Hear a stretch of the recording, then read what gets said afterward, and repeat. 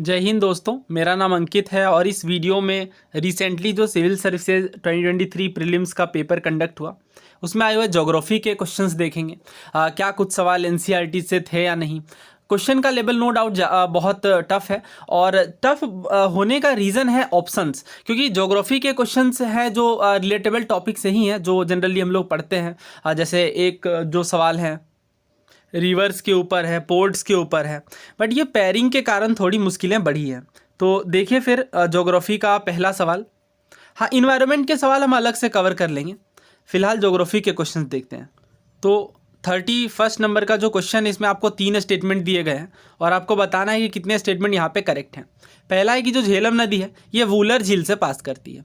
दूसरा ये कि जो कृष्णा नदी है ये डायरेक्टली कोलेरू लेक को फीड करती है।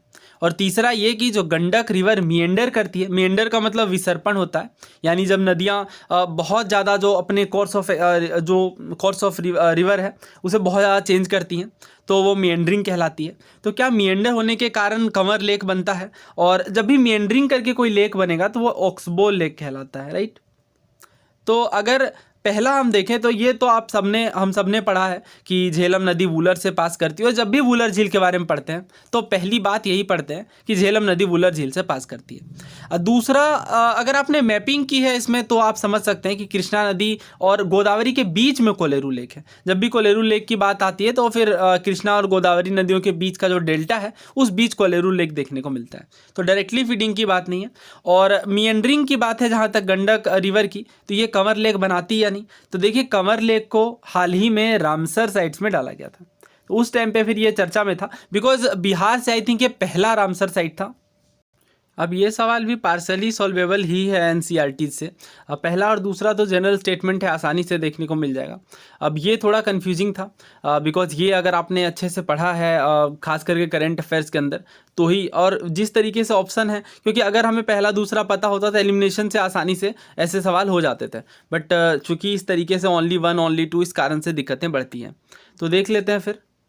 सो ये इंडियन ज्योग्राफी वाली बुक है एनसीईआरटी की 11th क्लास। ड्रेनेज सिस्टम वाला जो चैप्टर है इसी में मैपिंग से भी वैसे ये सॉल्व हो जाएगा। इसके अलावा जैसे ड्रेनेज सिस्टम ऑफ इंडिया के अंदर रिवर सिस्टम पर बात की गई है। जैसे ये झेलम जो है ये इंपॉर्टेंट ट्रिब्यूटरी है इंडस की और श्रीनगर से फ्लो करती है, इसके बाद वूलर लेक से भी फ्लो करती है, इसके बाद एंटर करती है पाकिस्तान में। तो पहला यहाँ पे सही है और दूसरा जो है ये गलत है और तीसरा भी सही है, तो 2 पेयर यहाँ पे सही है, इसलिए हमारा आंसर क्या है, option B 2 only. Next question देखिए, पोर्ट्स हैं और बताना है ये किस चीज़ के लिए जाने जाते हैं। कामराजर पोर्ट है, मुंद्रा पोर्ट है, विशाखापट्टनम है।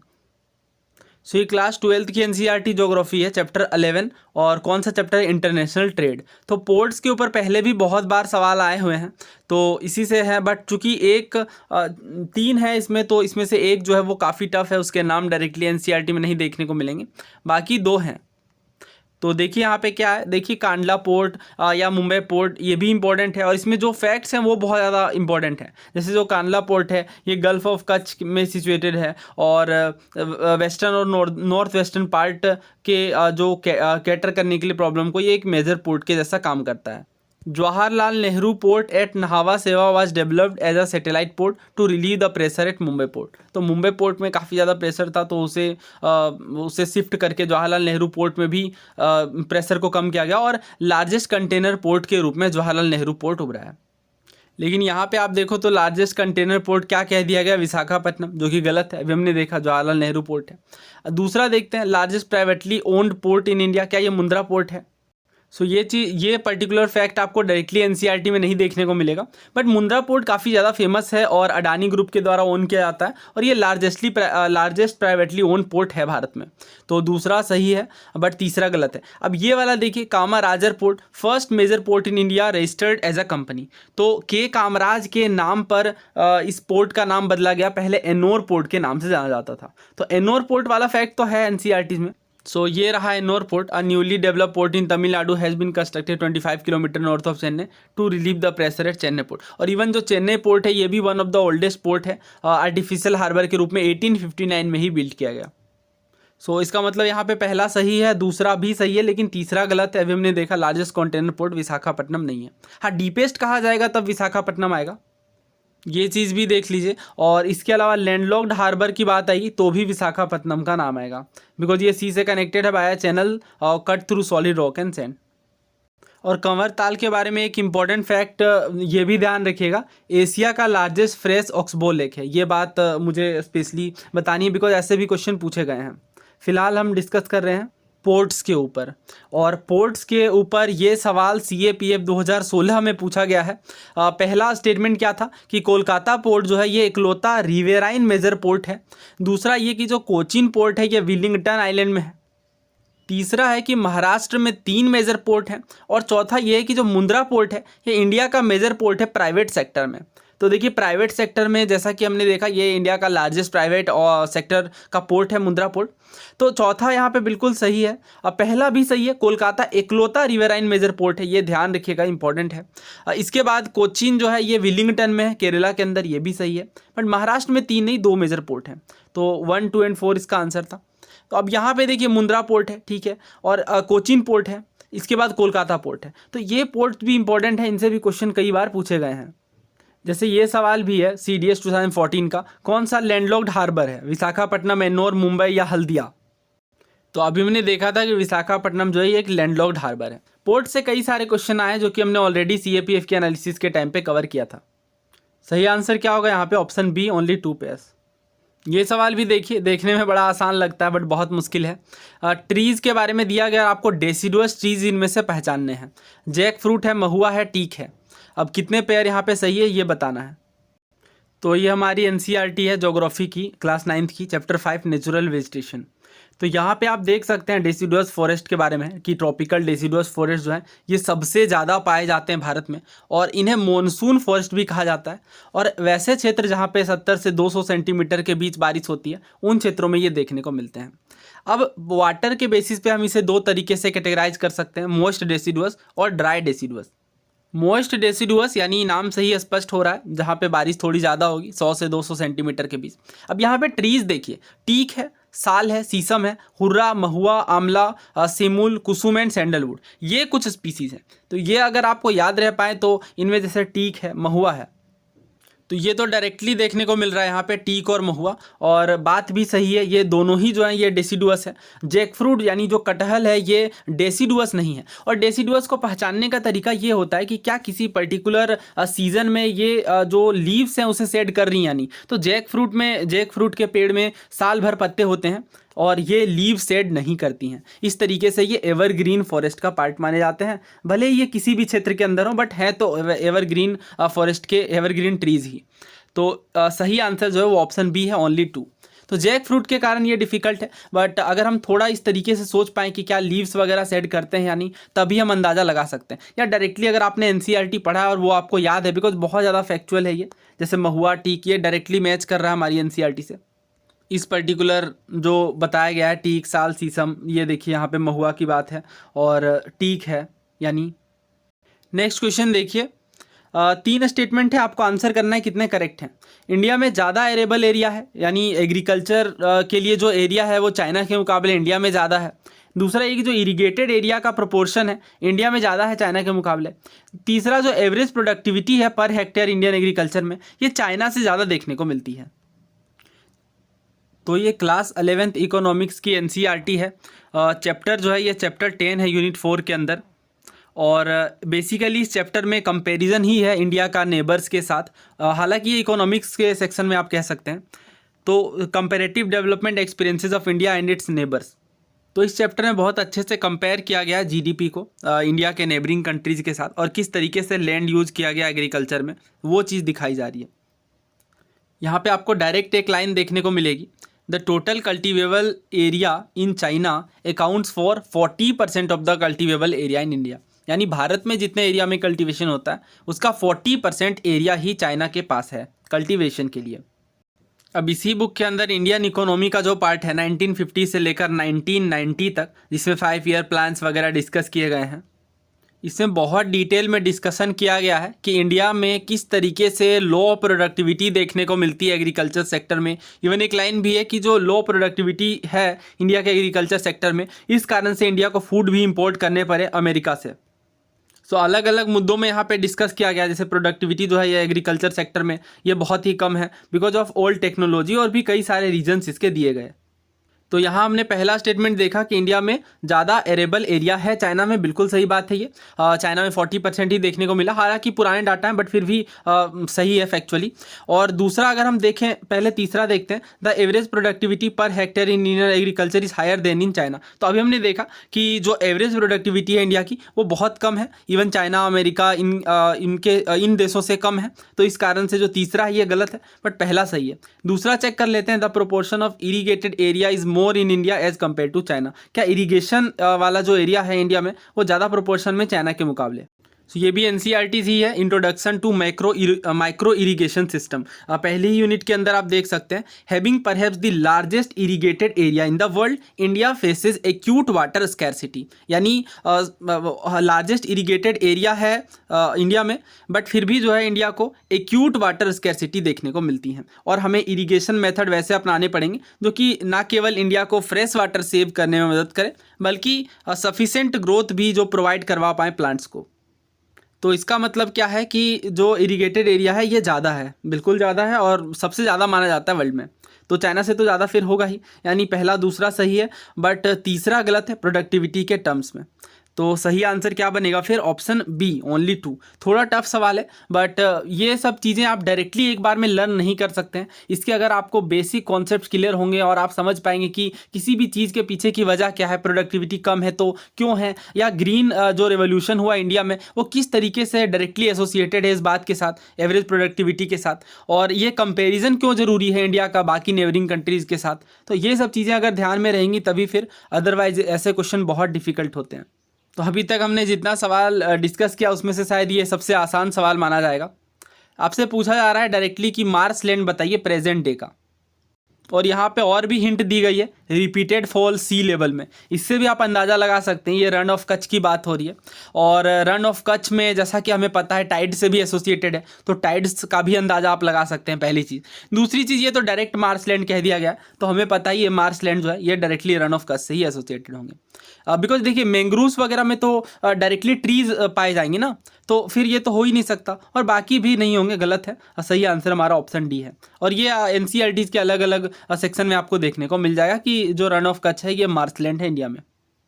ये सवाल देखिए, ilmenite and rutile abundantly available in certain coastal tracts of India are rich source of each of the following। यानी जो ilmenite और rutile है ये कुछ कोस्टल ट्रैक्ट्स में पाया जाता है, तो ये किस चीज़ का एक रिच सोर्स है, एल्यूमिनियम का, कॉपर का, आयरन का, या टाइटेनियम का।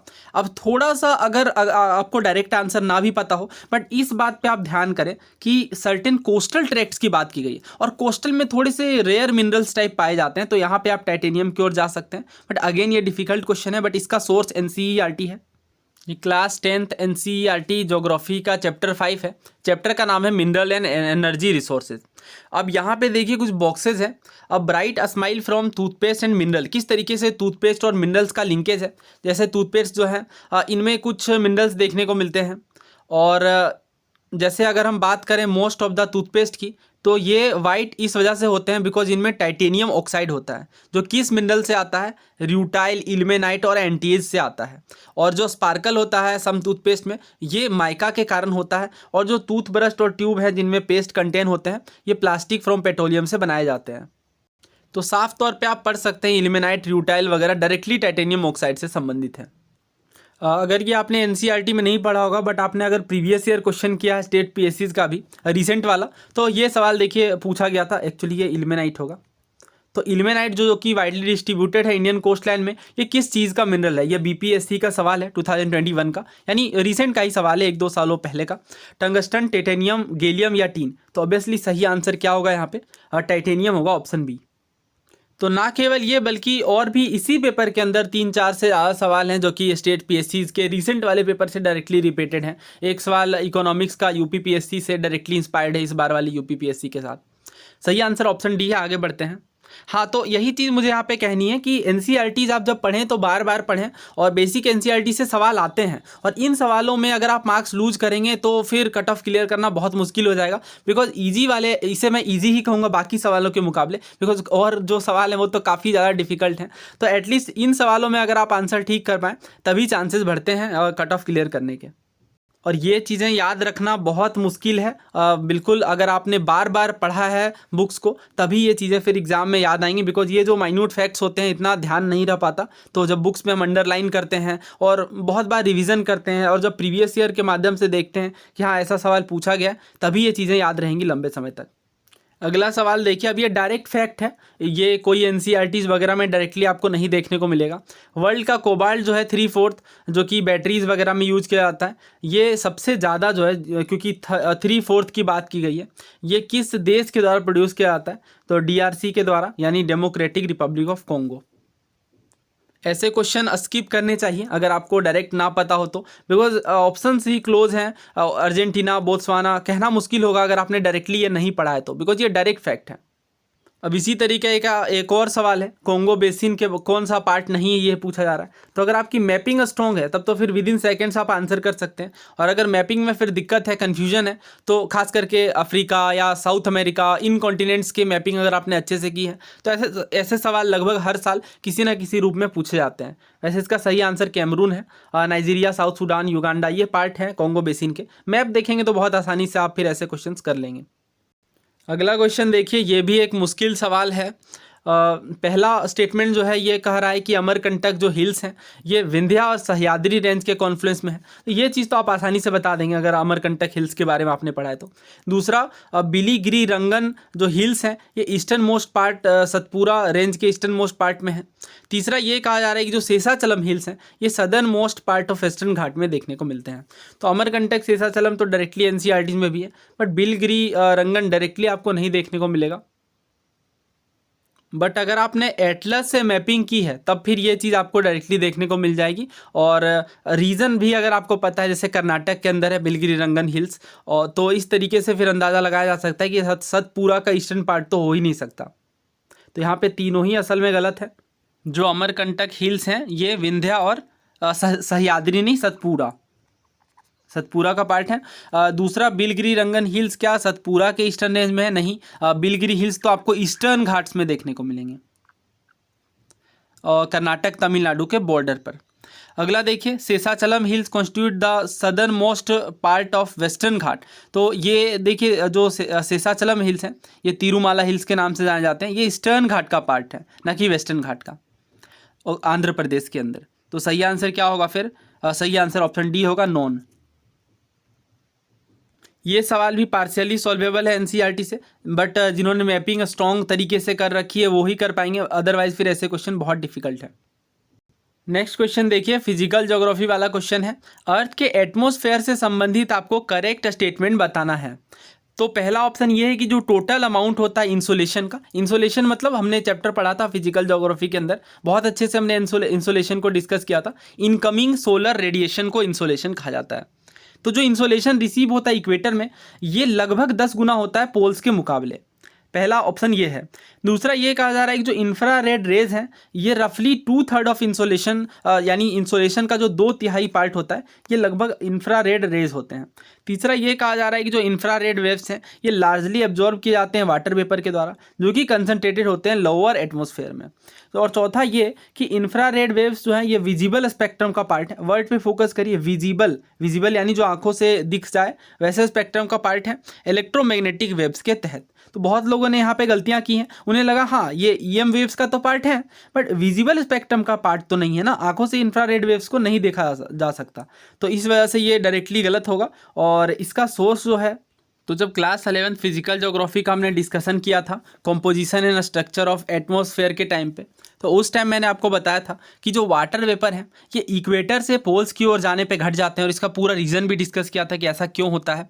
इसके साथ ही जो इंसोलेशन है इसका ज़्यादातर हिस्सा जो है ये वाटर वेपर एब्जॉर्ब करती हैं from the sun and preserves the earth radiated heat. तो अर्थ की जो रेडिएटेड हीट है इसे प्रिजर्व करने का काम करती हैं और इंसोलेशन को एब्जॉर्ब करती हैं। कौन? Water vapour. तो एक तरीके से आप कह सकते हैं ऑब्वियसली ब्लैंकेट के ऐसा काम करती हैं, allowing the earth neither to become too cold nor too hot, यानी ये हीट बजट वाला कॉन्सेप्ट। अब अगर आप डायरेक्ट देखना चाहते हैं हीट बजट वाला कॉन्सेप्ट, तो इसमें आप यहाँ पे साफ साफ पढ़ सकते हैं, with in the troposphere water vapour ozone and other gases एब्जर्व much of the near infrared radiation, यानी जो ज़्यादातर इंफ्रारेड रेडिएशन है इनमें वाटर वेपर, ओजोन और इन गैसेज का मुख्य योगदान है। वीडियो पोस्ट करके इस क्वेश्चन का आंसर सोचिए। CDS का क्वेश्चन है, what is the major role of a green house gas that contributes to temperature rise of the earth surface, यानी ग्रीन हाउस गैस का क्या मुख्य योगदान है। क्या ये ट्रांसपेरेंट है इनकमिंग सोलर और आउटगोइंग इंफ्रारेड रेडिएशन को लेकर के, यानी जो सनलाइट आती है और जो इंफ्रारेड रेडिएशन वापस जाती है इन दोनों चीज़ों को लेकर के क्या ये ट्रांसपेरेंट है। दूसरा ये कि स्टॉप करती हैं, यानी दोनों को रोकती हैं, इनकमिंग सनलाइट को भी और आउटगोइंग इंफ्रारेड रेडिएशन को भी। तीसरा ये कि ये इंफ्रारेड रेडिएशन को तो बाहर जाने देती हैं लेकिन इनकमिंग सनलाइट को रोकती हैं। चौथा ये कहा जा रहा है कि जो इनकमिंग सनलाइट है इसे पास करने देती हैं बट इंफ्रारेड रेडिएशन को रोकती हैं, जो बाहर जाती है इंफ्रारेड रेडिएशन उसे। तो ये इसका सही आंसर क्या है, ऑप्शन डी, यानी इनकमिंग सनलाइट को ये पास होने देती हैं बट इंफ्रारेड रेडिएशन को रोकती हैं। तो ग्रीन हाउस गैस में आपको पता है एक मेजर रोल कौन निभाता है, वाटर वेपर। वाटर वेपर एक ग्रीन हाउस गैस है और इसी में वाटर वेपर का बहुत बड़ा योगदान है कि ये जो इंफ्रारेड रेडिएशन है, जो कि आउटगोइंग इंफ्रारेड रेडिएशन है, उससे एब्जॉर्ब करने का काम करती हैं। तो चीज़ें इंटरलिंक्ड हैं आपस में। तो ना केवल वाटर वेपर बल्कि जो कार्बन डाइऑक्साइड है ये भी ग्रीन हाउस गैस के जैसा एक्ट करती हैं, बिकॉज ये भी इंफ्रारेड रेडिएशन को एब्जॉर्ब करती हैं। तो इस क्वेश्चन से भी आपको क्लैरिटी मिल गई होगी, ग्रीन हाउस गैस का मतलब है कि इंफ्रारेड रेडिएशन को एब्जॉर्ब करना, और इस तरीके से जो ओवरऑल टेम्परेचर है अर्थ का ये बैलेंस रहता है। अब ये CDS 2022 का सवाल है, बहुत ही लंबा सवाल है बट आसान है, ये ग्रीन हाउस से संबंधित ही पूछा गया था। तो पहला ये कहा जा रहा है कि जो पहला ही इसका आंसर है, बाकी के ऑप्शंस मैं आपको दिखा देता हूँ। तो इसी तरीके से है सिमिलर से, बट इसका आंसर ऑप्शन ए है। क्या कहा जा रहा है कि जो शॉर्टर वेवलेंथ की इंफ्रारेड रेडिएशन होती है, क्योंकि इंफ्रारेड रेडिएशन की जो वेवलेंथ है वो शॉर्ट होती है और जो सन से आती हैं ये एंटर कर जाती हैं ग्रीन हाउस में, जबकि जो लॉन्गर वेवलेंथ की इंफ्रारेड रेडिएशन है, चूंकि इनका वेवलेंथ लॉन्गर है from the ground and plant inside the green house can not pass back out through the glass, यानी कुल मिलाकर के बात इतनी है कि जो शॉर्ट वेवलेंथ की इंफ्रारेड रेडिएशन है वो एंटर कर जाती हैं ग्रीन हाउस में, लेकिन जो लॉन्गर वेवलेंथ है ये एंटर नहीं कर पाती। अभी जैसे आप देखो तो लास्ट ईयर भी क्वेश्चन पूछा गया था इसी से संबंधित, हालांकि क्लाउड से संबंधित था। कहा जा रहा था कि जो हाई क्लाउड हैं ये रिफ्लेक्ट करती हैं सोलर रेडिएशन को और कूल करती हैं अर्थ के सरफेस को। दूसरा ये कहा जा रहा है कि जो लो क्लाउड्स हैं इनमें हाई एब्जॉर्प्शन होता है इंफ्रारेड रेडिएशन का, जो कि इमिनेट करती हैं अर्थ के सरफेस से, और इस तरीके से वार्मिंग इफेक्ट देखने को मिलता है। हालांकि ये चीज़ें इंटरचेंजेबल थी, बट यहाँ से आप ये समझ सकते हैं कि इंफ्रारेड रेडिएशन का बहुत बड़ा रोल है, और जो इंफ्रारेड रेडिएशन है ये एब्जॉर्ब कर लिया जाता है water vapour. Directly water vapour तो हम नहीं कह सकते, बट हाँ लार्जली एब्जॉर्ब किया जाता है। ये जो वर्ड है लार्जली, ये बिल्कुल सही जस्टिफाई कर रहा है कि लार्जली एब्जॉर्ब किया जाता है वाटर वेपर के द्वारा, जो कि हमारे लोअर एटमॉस्फेयर में कंसनट्रेटेड होती हैं। तो यहाँ से कुल मिलाकर के आप ये समझ सकते हैं कि जो इंफ्रारेड वेव्स होती हैं, जो कि सोल्ट वेव्स होती हैं, इनमें ये जो एब्जॉर्ब किए जाते हैं वाटर वेपर के द्वारा, हमने देखा था कार्बन डाइऑक्साइड के द्वारा भी और बाकी ग्रीन हाउस गैसेस के द्वारा। तो कुल मिलाकर के ग्रीन हाउस का कॉन्सेप्ट ही है, बट क्वेश्चन की लैंग्वेज के आधार पर इसे आंसर करना डिफिकल्ट हो रहा है। लेकिन अगर आपने हीट बजट का पूरा कॉन्सेप्ट पढ़ा है बहुत अच्छे से, तो फिर आप इसे आंसर कर सकते हैं, बिकॉज यहाँ पे ये जो लाइन है ये साफ तौर पे बताती है कि ट्रोपोस्फियर के अंदर जो वाटर वेपर है, जो ओजोन है और जो बाकी गैसेस हैं, ये इंफ्रारेड रेडिएशन को एब्जॉर्ब करते हैं। तो ऑब्वियस सी बात है इसमें वाटर वेपर का बहुत बड़ा योगदान है जब बात आती है इंफ्रारेड रेडिएशन को एब्जॉर्ब करने की। नेक्स्ट क्वेश्चन देखिए, स्टेटमेंट है, स्टेटमेंट 2 है, यानी 2 स्टेटमेंट्स हैं आपके पास। पहला ये कहा जा रहा है कि जो ट्रॉपिकल रेन फॉरेस्ट हैं इनमें न्यूट्रिएंट्स काफ़ी ज़्यादा होते हैं। दूसरा ये कि जो हाई टेम्परेचर और मॉइस्चर होता है ट्रॉपिकल रेन फॉरेस्ट का, इससे डेड ऑर्गेनिक मैटर जो सॉइल में होते हैं ये जल्दी डिकम्पोज कर जाते हैं। सिविल सर्विसेज 2021 में एक बड़ा लंबा चौड़ा सा सवाल था। क्या पूछा जा रहा है, leaf litter decomposes faster than in any other biome and as a result the soil surface is often almost bare, यानी जो लीफ वगैरह है ये बहुत तेज़ी से डिकम्पोज करती हैं, जिस कारण से जो सॉइल की सतह है ये ऑलमोस्ट बेयर होती हैं। और इसके अलावा क्या है, ट्रीज़ के अलावा जो वेजिटेशन है ये लार्जली कंपोज होता है प्लांट से, जो कि कैनोपी विशेषली राइज करती हैं बाय क्लाइंबिंग द ट्रीज और growing as epiphytes rooted on the upper branches of tree. तो ये साफ साफ ट्रॉपिकल रेन फॉरेस्ट की बात की जा रही है, बिकॉज जो लीफ वगैरह ये काफ़ी जल्दी डिकम्पोज करेंगी, बिकॉज वर्षा काफ़ी ज़्यादा हो रही है, और जब बारिश काफ़ी ज़्यादा होगी तो डिकम्पोजिशन भी उसी तरीके से काफ़ी फास्ट होगा। हाँ, बट इस सवाल में अभी एक लाइन का ध्यान रखिएगा, कौन सा, the soil surface is almost bare. देखिए पहला स्टेटमेंट क्या था कि जो सॉइल है ये रिच होती है न्यूट्रिएंट्स में। अभी हमने देखा soil surface is almost bare, किस तरह का न्यूट्रिएंट्स नहीं होता है, और इसे आप लीचिंग से भी एसोसिएट कर सकते हैं। जब काफ़ी ज़्यादा वर्षा होगी तो जो मिनरल्स हैं या जो न्यूट्रिएंट्स हैं मेनली वो नीचे चले जाएंगे, यानी लीच कर जाएंगे। तो पहला गलत है। दूसरा अगर हम देखें तो अच्छा हाँ, इस तरीके के सवाल में मैं आपको एक बात बता दूं, जैसे अगर मान लीजिए पहला स्टेटमेंट गलत है, तो पहला स्टेटमेंट गलत है तो डी तो डी ही होगा, बिकॉज देखिए यहाँ पे क्या कहा गया, स्टेटमेंट 1 इज करेक्ट, ये तो हो नहीं सकता। Both statement 1 and 2 are correct, ये तो हो नहीं सकता। Both statement 1 and 2 are correct, ये भी नहीं हो सकता। तो यानी एक ही ऑप्शन बचता है, ऑप्शन डी। तो ऐसे सवालों में एलिमिनेशन लग रहा है। अगर इसमें से कोई एक स्टेटमेंट आप पता कर लें अगर गलत है तो, और अगर दोनों सही है फिर तो दिक्कत बढ़ जाएगी। तो सही आंसर इसका ऑप्शन डी है। और दूसरा क्या सही है, the high temperature and moisture of tropical rain forest cause dead organic matter in the soil to decompose quickly. तो साफ साफ हमने सिविल सर्विसेज 2021 के क्वेश्चन में देखा कि अगर टेम्परेचर ज़्यादा है, मॉइस्चर काफ़ी ज़्यादा है, बारिश काफ़ी तेज़ी से हो रही है, तो जो लीफ वगैरह है या जो भी ऑर्गेनिक मैटर्स हैं वो बहुत जल्दी डिकम्पोज करेंगे। तो ये सवाल थोड़ा आसान है, अगर आपने प्रीवियस ईयर क्वेश्चन अच्छे से किया तो। सही आंसर क्या है, ऑप्शन डी। आई थिंक हमें इस वीडियो के 2 पार्ट बना लेने चाहिए, बिकॉज इसमें भी मुझे काफ़ी कुछ समझाना है। टेम्परेचर कॉन्टेस्ट वाला ये भी फिजिकल ज्योग्राफी से सॉल्व हो जाएगा। इसके बाद देखिए सीस्मोग्राफ वाला, ये सवाल मुझे सबसे अच्छा लगा पूरे ज्योग्राफी सेक्शन के अंदर, बिकॉज ये जो सेकेंड स्टेटमेंट है ना, ये है तो बहुत आसान, बट जिसने बहुत अच्छे से कंसेप्चुअल क्लैरिटी के साथ समझा होगा कि जो साउंड वेव्स हैं और जो लाइट वेव्स हैं, यानी कुल मिलाकर के जो लॉन्गिट्यूडनल लैटिट्यूडनल वेव्स हैं, इनमें क्या डिफरेंसेस होते हैं, वो फिर इस क्वेश्चन को कर सकता है। अदरवाइज फिर डायरेक्ट आप देखेंगे तो डायरेक्टली नहीं देखने को मिलेगा।